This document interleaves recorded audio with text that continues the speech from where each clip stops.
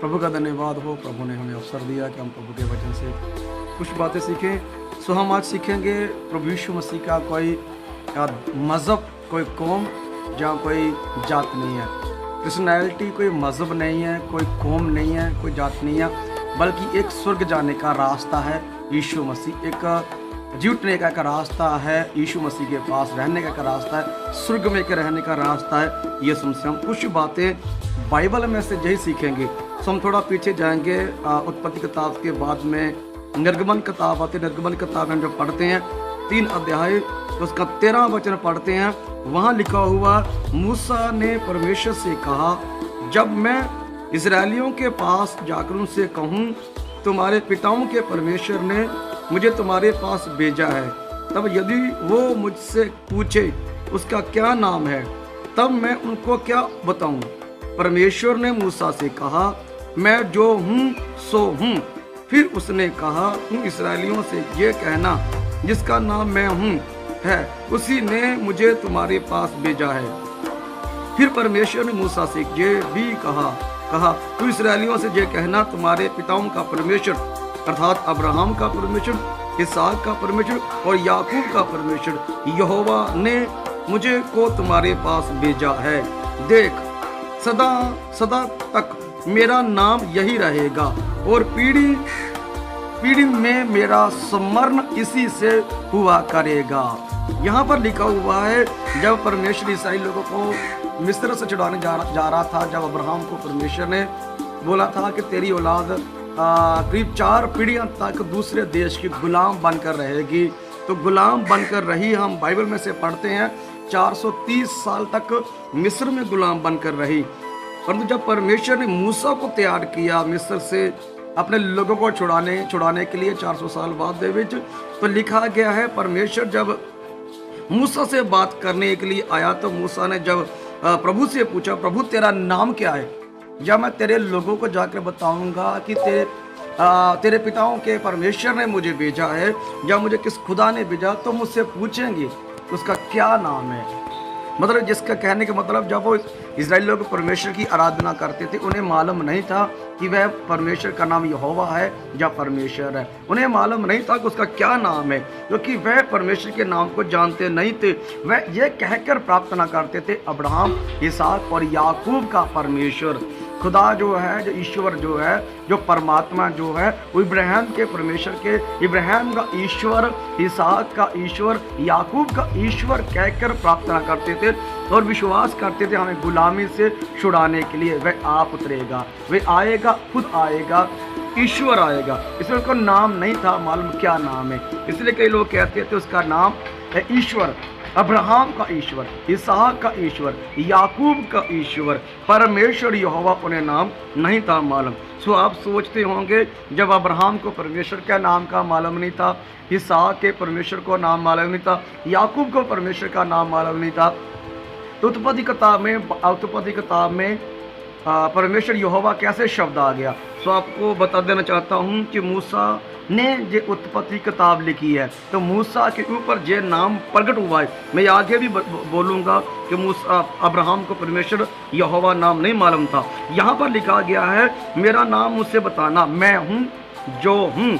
मेरा नाम यही है, मैं जो हूँ सो हूँ। उसका नाम का अर्थ है मैं सब कुछ कर सकता हूँ, चंगाई दे सकता हूँ, उद्धार कर सकता हूँ, रोगी कर सकता हूँ, रोग हटा। दुनिया में ऐसा कोई काम नहीं है जो मैं नहीं कर सकता। मैं जो हूँ सू का मतलब यही है। इसलिए खुदा ने कहा मूसा से कि मेरे नाम है मैं जो हूँ सो हूँ। फिर आगे जाके 15 वचन में कहता है, अपने लोगों को जाके बताना कि अब्राहम, इसहाक और याकूब के ईश्वर ने।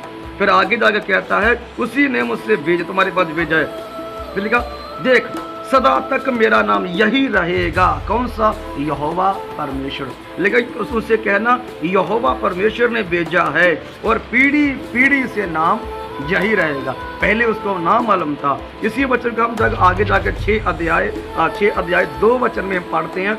वहाँ लिखा गया है, परमेश्वर ने मूसा से कहा, मैं यहोवा हूँ, मैं सर्वशक्तिमान ईश्वर के नाम से अब्राहम, इसहाक और याकूब को दर्शन देता था, परंतु यहोवा नाम से मैं उन पर प्रकट ना हुआ, और मैंने उनको साथ अपनी वाचा दृढ़ की है, अर्थात कनान देश में परदेशियों को रहते थे देने के लिए। सो यहाँ हम 6 अध्याय और 2 वचन पढ़ते, लिखा गया, मूसा से परमेश्वर ने कहा कि मैं सर्वशक्तिमान ईश्वर से, ईश्वर का मतलब प्रकटीकरण, सब कुछ बनाने वाला, परमात्मा का मतलब सबका रचयिता, दुनिया बनाने वाला, सबको बनाने वाला, सबको चलाने वाला, ईश्वर का मतलब। लिखा, मैं इब्राहिम के ऊपर यहोवा परमेश्वर करके प्रकट नहीं हुआ, बल्कि ईश्वर अत सामर्थी, आत्महान, सर्वशक्तिमान करके उस पर प्रकट हुआ। आप अब्राहम की स्टोरी को जानते होंगे, वो कैसा था, परंतु जब परमेश्वर ईश्वर उस पर प्रकट हो गया तो उसे उसकी बुद्धि खुल गई कि सचमुच संसार को चलाने वाला, स्वर्ग में रहने वाला परमेश्वर है। जहाँ पर देखा, मैं इब्राहिम का, इसहाक का, याकूब का ईश्वर हूँ, मैं यहोवा परमेश्वर के नाम से उस पर प्रकट ना हुआ। उसकी वो जो भाई आराधना करता था वो मुझसे प्रार्थना करता था, परमेश्वर कह के प्रार्थना नहीं करता था, या पवित्र आत्मा कहकर प्रार्थना नहीं करता था। परंतु आज पृथ्वी के लोगों ने, परंतु आज संसार के लोगों ने कह दिया है कि ईसाई एक कौम है, एक मजहब है, एक जात है। ईसाई कोई कौम नहीं है, कोई मजहब नहीं है, कोई जात नहीं है। ये हम बाइबल में देख रहे हैं। परमेश्वर ने मूसा से बात की, कहता है कि मेरा पीढ़ी पीढ़ी में यही नाम होगा। फिर जाके हम 6 अध्याय में जाकर पढ़ते हैं, वहां लिखा, मैं परमेश्वर इब्राहिम का जब प्रकट हुआ, ईश्वर का जब प्रकट हुआ, परमात्मा कर प्रकट हुआ हूँ। ये प्रकट नहीं हुआ कि यहोवा हूँ, या परमेश्वर हूँ, या यीशु हूँ, ऐसा करके प्रकट नहीं हुआ, परंतु ये प्रकट हुआ कि मैं सर्वशक्तिमान ईश्वर, अत सामर्थी ईश्वर परमात्मा कर प्रकट हुआ। सो मसीह कोई धर्म नहीं है, कोई मजहब नहीं है, कोई जात नहीं है, कोई कौम नहीं है। ये एक स्वर्ग ले जाने के लिए एक रास्ता है। यीशु मसीह ईश्वर है। मनुष्यों के लिए उस ईश्वर ने यीशु नाम रखा, उस ईश्वर ने, उस परमात्मा ने यीशु नाम रखा है। क्या? मनुष्यों को उद्धार देने के लिए, जो जिसके अंदर जीवन है, जिसके अंदर प्राण है, जिसके अंदर आत्मा है, उसको मुक्ति देने के लिए, उसको उद्धार देने के लिए उस ईश्वर ने रूप बदला है। जो ना करके सुसमाचार 1 अध्याय हम पढ़ते हैं, वो ईश्वर था और ईश्वर ने देह धार ली, देह धार कर मनुष्यों के बीच में आया, मारा गया, गाड़ा गया, जी उठा, और इसने जे कहा कोई यीशु नाम लेगा उद्धार पाएगा। यीशु नाम लेने का मतलब उद्धार पाना, मतलब उसने मनुष्यों के लिए ईश्वर ने यीशु नाम रखा। परमात्मा ने यीशु नाम है। परमात्मा जो किसी धर्म का, मजहब का, कौम का, जात का नहीं होता है, सिर्फ उसने द्वार खोला है, रास्ता खोला है स्वर्ग जाने का। क्या? यीशु मसीह, यीशु मसीह शब्द यीशु मसीह वचन नाम खोला हुआ है। क्या? कि मैं खुदा का दास। तो इसी बात को हम थोड़ा आगे जाकर पढ़ते हैं। प्रेरितों के काम हम जब पढ़ते 11 अध्याय पढ़ते हैं, उसका 26 वचन पढ़ते, लिखा, और चेले सबसे पहले अंताकिया ही में मसीह कहलाए। प्रेरित ना, चेले सबसे पहले अंताकिया की कलीसिया में मसीह कहलाए। खुद नहीं कहा कि मैं मसीह हूँ, खुद नहीं कहा मैं ईसाई हूँ, खुद नहीं कहा मैं क्रिश्चियन हूँ।